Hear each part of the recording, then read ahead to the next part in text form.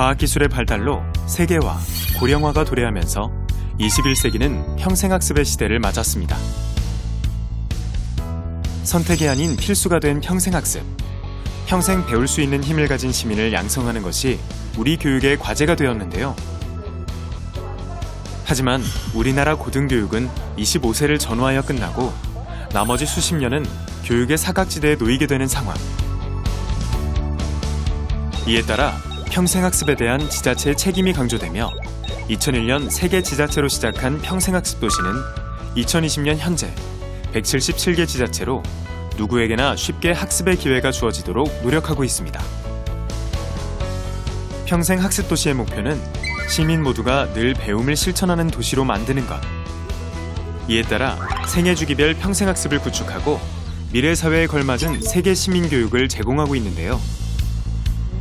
예전에는 우리가 돈을 지불하고 어디를 학원을 가거나 했어야 되는데 시에서 제공해 주는 거예요. 시민들을 위해서 하는 이런 프로그램들이 있기 때문에 더 거부감 없이 내가 필요한 것들을 찾아서 더 많이 이렇게 참여할 수 있는 것 같아요. 배움의 때가 없는 평생 배움의 시대. 언제나 어디서나 누구나 참여 가능한 학습 도시를 만들기 위한 지역사회의 노력.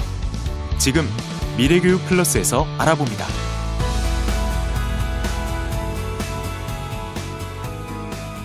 안녕하십니까. EBS 미래교육 플러스 신종호입니다. 논어를 펼치며 가장 먼저 접하는 말이죠. 학이 시습지, 불여교로. 배우고 때때로 익히면 또한 기쁘지 아니한가. 공자의 말인데요. 배움이야말로 인간 삶의 기본이고 그 자체이며 일생을 통해서 끊임없이 배우고 익히는 삶의 중요성을 강조한 말이죠. 역동적인 사회 변화 속에서 평생학습의 중요성이 나날이 강조되고 있습니다. 미래교육 이 말이면 다 통할 것 같습니다. 배우면 끝이 없다. 개인과 사회가 학습을 통해 함께 미래로 나아갈 수 있는 방법. 평생학습에 대해서 오늘 이야기를 나눠보겠습니다. 같이 해주실 분들을 소개해드립니다. 평생교육이라는 건 어떤 프로그램의 이름이 아닙니다.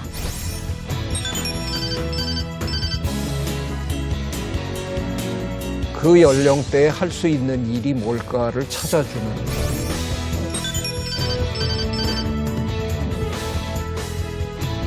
학교와 학교 밖의 경계가 굉장히 유연하게 열린 체제로 돼야 되지 않을까.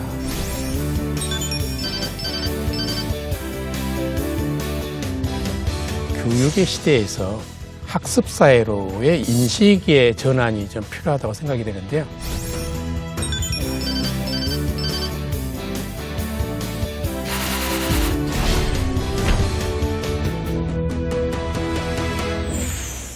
최태성 선생님. 네. 저희가 미래교육 플러스 시작한 지가 벌써 1년 반이 넘은 것 같아요. 네. 저 개인적으로 생각해 봤더니 오늘 주제와 관련해서 이 프로그램을 진행한 것이 저 자신에게 있어서 되게 중요한 평생학습이 아니었나 이런 생각이 좀 드는데 네. 어떻게 생각하십니까?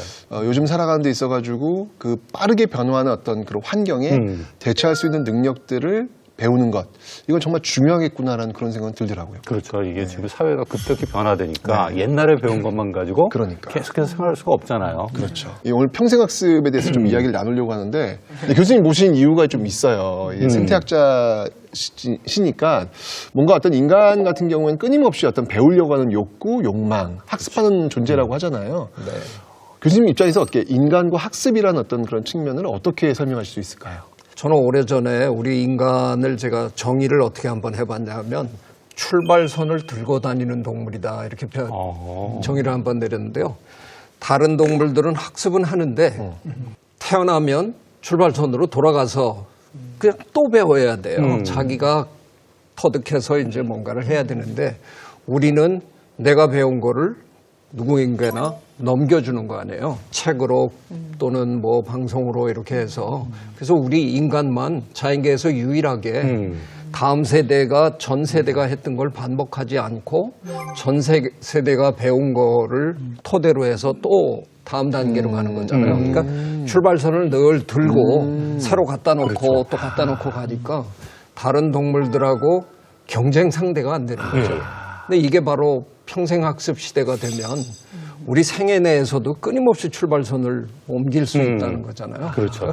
굉장히 다른 국면에 우리가 이제 와 있는 거라고 예, 저는 생각합니다. 그렇군요. 다 알 듯하면서도 좀 이렇게 헷갈리는 부분이 좀 있어요. 그러니까 평생 교육이란 말도 있고, 뭐 직업 교육이란 말도 있고, 굉장히 다양한 그런 말들이 있는데 이런 것들과 평생학습이 좀 다른 건지, 하여튼 이 평생학습에 대한 개념을 먼저 잡고 이야기를 좀 풀어나가면 좀 쉽지 않을까라는 생각이 듭니다. 평생교육이라는 건 어떤 프로그램의 이름이 아닙니다. 많은 분들은 평생교육하면 뭐 노래 배우고 뭐 요리하고 하는 프로그램의 이름을 생각합니다. 근데 평생교육은 사실은 기존 교육이 갖고 있던 한계, 문제점, 또 각각의 분산되고 산발되어 있던 것들을 유기적으로 연결하고 함께 같이 나가는 이런 총체적 개념으로서 가히 우리가 코페르니쿠스적인 혁명이다.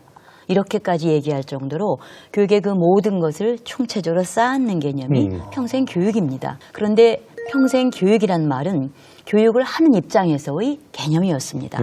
그래서 이제는 주체가 학습주의, 학습자 시대로 넘어가면서 교육권이 아니라 학습권이 굉장히 중요한 시대가 됐죠.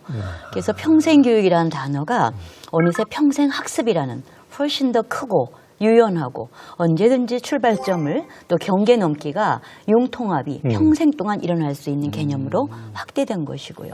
원장님 사실은 근데 이게 대학교를 졸업하고 나서 사회에 가서 지금 말씀하신 평생학습, 평생교육 이런 걸 할 때 그런 시설들이 많이 있어요? 조금만 돌아보면 바로 눈에 잡히는 것들이 조금만 돌아봐야 되나요? 시설들인데. 이렇게? 아, 그렇군요. 네. 학교 교육과 연계해서 생각을 하면 저희 어르신들이 이전에 한글 깨치지 못하고 넘어가신 분들이 계신데 그분들을 위한 문해교실 같은 것들이 있습니다. 문해교육기관이 있죠. 그리고 현재 각 지역마다 평생학습관이 또한 있습니다. 직업훈련기관들도 지역에 참 많이 있거든요. 도서관도 있고요. 박물관도 있고요. 그렇죠?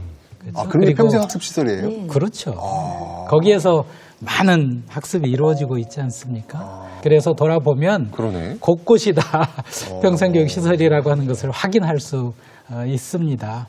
이 평생학습 시설이 각 지자체에도 다 상당히 많이 지금 구축돼서 많은 프로그램들이 다양하게 실시가 되고 있는데 이 평생학습 도시라는 개념이 있더라고요. 네.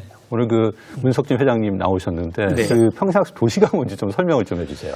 일단 평생학습 도시라고 하는 게 이제 교육부에서 지정을 한 도시를 얘기합니다. 예.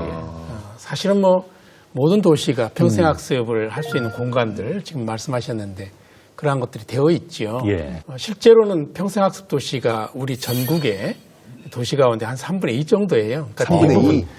대부분 평생학습 도시로 이렇게 돼 있다고 봐야죠. 서대문구도? 당연히 저희도 평생학습 도시니까 당연하죠.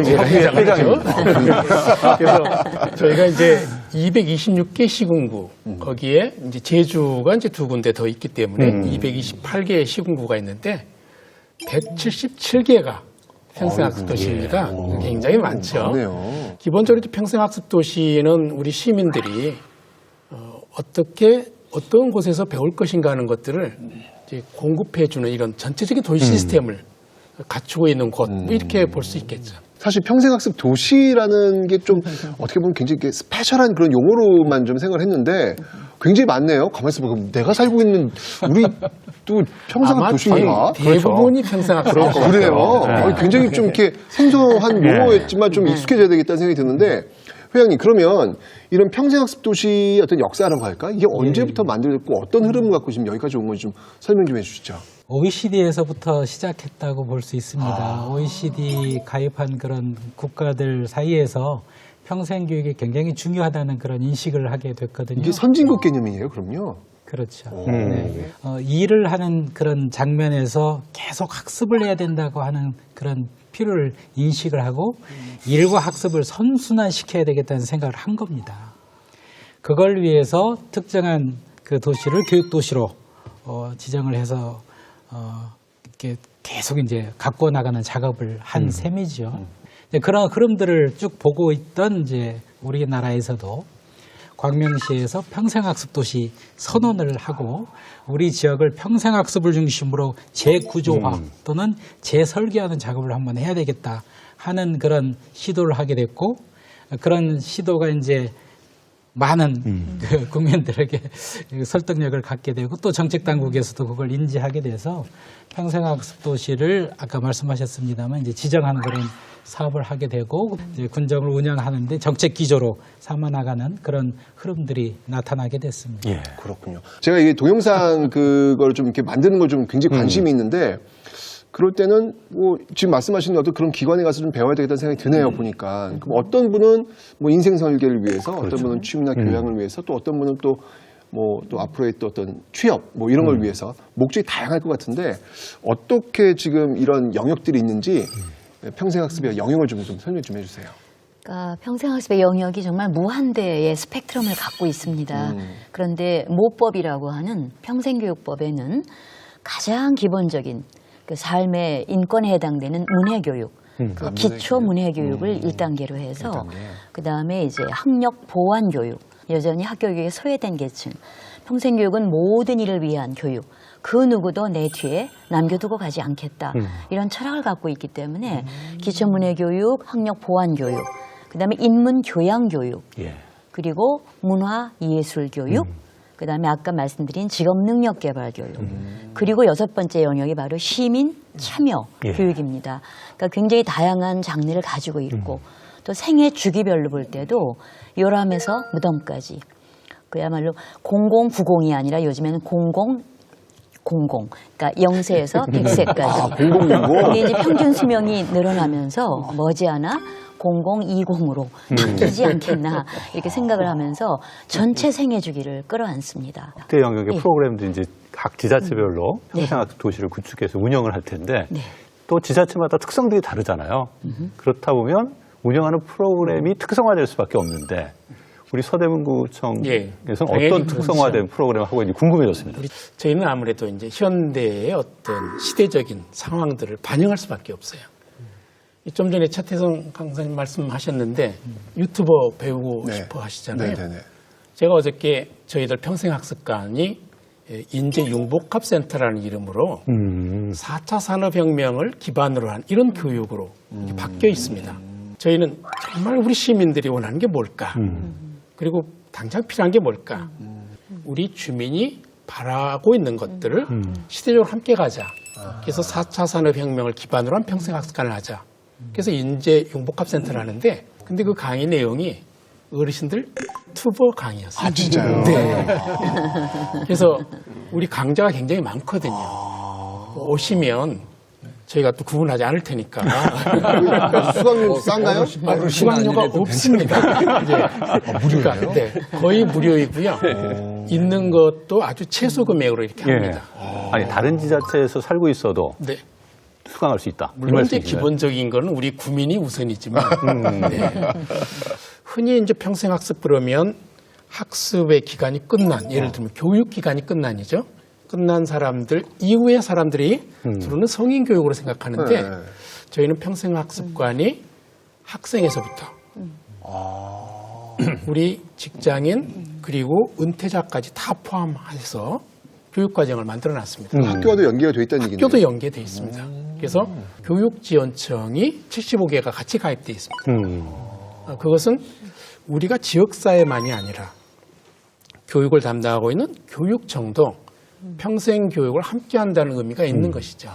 말씀을 좀 들어보니까 실제 어떻게 프로그램이 운영되고 있는지 좀 궁금해졌어요. 그래서 저희가 서대문구청하고 은평구청에 은평구청도 가요? 예, 평생교육 프로그램을 좀 들여다봤습니다. 진짜요? 한번 같이 보시면서 이야기 나누시죠. 우리 동네네? 마을 곳곳에서 배움이 넘쳐 흐르는 평생학습의 도시 서울특별시 은평구.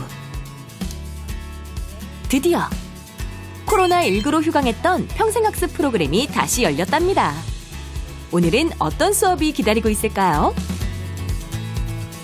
요가 수업인데요. 특별하게 줌으로 온라인으로 화상통화 연결해서 하는 요가 수업입니다. 지금은 언택트 시대. 평생학습 강의도 온라인 수업으로 진행될 예정인데요.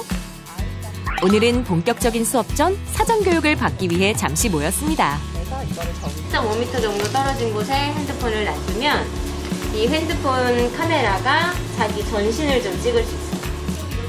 완벽한 코칭을 위해 요가 자세를 촬영하는 방법부터 배워보는데요. 엄지 발가락, 종아리 안쪽, 허벅지 안쪽 힘을 쭉 끌어올려서 관략근까지 꽉 조여서 그러면 자연스럽게 하체가 조여졌기 때문에 수업이 인기를 끈 진짜 이유 따로 있습니다. 가깝잖아요. 동네에 있잖아요. 그래서 그 동네에 있는 분들과 막 소통하면서 이렇게 지낼 수 있는 게 너무 신기하고 재밌더라고요. 어디 멀리 가지 않아도 배우고자 하는 의지만 있다면 동네 배움터의 문은 활짝 열려 있죠.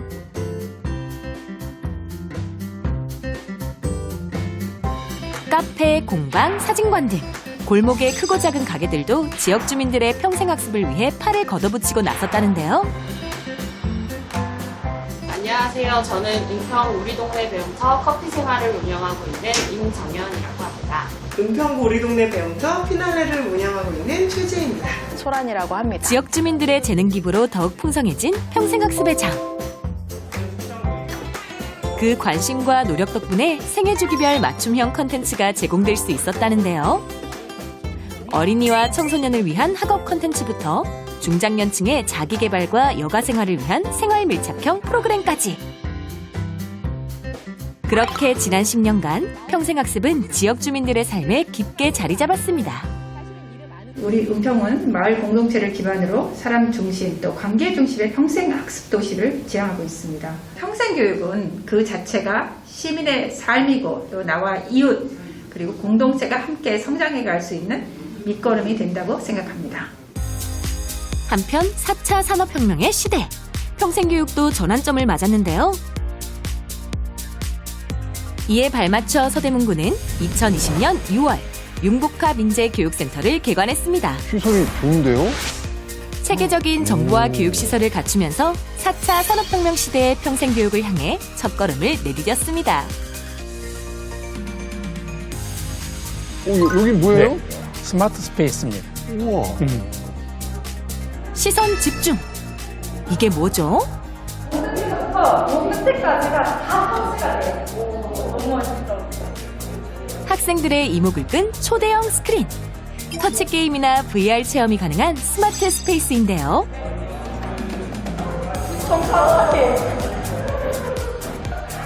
사실 학교에서 이런 경험 쉽지 않죠. 학생들이 좋아하는 AR, VR 체험도 원 없이 할 수 있지만요. 스마트 기기를 활용한 융합 수업도 들을 수 있답니다. 오늘은 주로 기본 쉐이프 위에서 할 거예요. 자, 그러면요. 디자인부터 제작까지 3D 프린팅이나 애플리케이션 개발의 전 과정을 경험해 볼 수도 있고요. 디지털 드로잉실에선 학생들이 좋아하는 웹툰을 직접 그려볼 수도 있답니다. 인근 학교의 청소년들이 센터 수업을 손꼽아 기다리는 이유. 왠지 알 것만 같죠? 그러니까 학교에서 살짝 좀 이렇게 어려울 수 있는 것들을 이런 데 와서 할 수 네, 있네요. 지금 실습할 보니까. 수 있습니다. 우와. 학교에서 3D 프린팅하면 시간이 오래 걸리거든요. 그러니까. 조그마한 거 평면적인 것밖에 못해요. 맞아요. 저기는 한 3일간 이렇게 다 프린팅을 할 수 있기 때문에 자기가 개발한 거 끝까지 작품을 볼 수 있어요. 입체로. 한편 센터 밖에서는 지역 내 대학들과 연계한 평생학습 프로그램이 운영 중인데요. 드론 수업이 이루어지는 명지 전문대학. 4차 산업혁명 관련 학과의 교수진, 연구생들에게 배우는 드론 기술. 최고의 인기 프로그램 중 하나라고요. 즐겁게 연습하다 보면 조종 실력도 쑥쑥 늘고요. 남녀노소 모두 친구가 됩니다. 퇴직하고 나서 특별히 하는 일이 없는 사람들이 많이 있거든요. 재능 기부 쪽으로 활용을 해보려고 배우게 됐습니다. 생각보다 연령대가 되게 다양해서 놀랍고 어머니한테도 이제 다음 드론 교육이 있으면 꼭 추천해보고 싶습니다. 다시 공부를 시작한 이유도 시기도 천차만별이지만 공부에 대한 열정만큼은 모두 한마음 한뜻인데요. 새로운 거를 배운다는 거는 늘 새로운 도전이잖아요. 그래서 활력, 삶의 활력 그런 게 생긴 것 같아요. 4차 산업혁명과 함께 찾아온 100세 시대. 평생학습과 함께라면 힘차게 걸어나갈 수 있지 않을까요?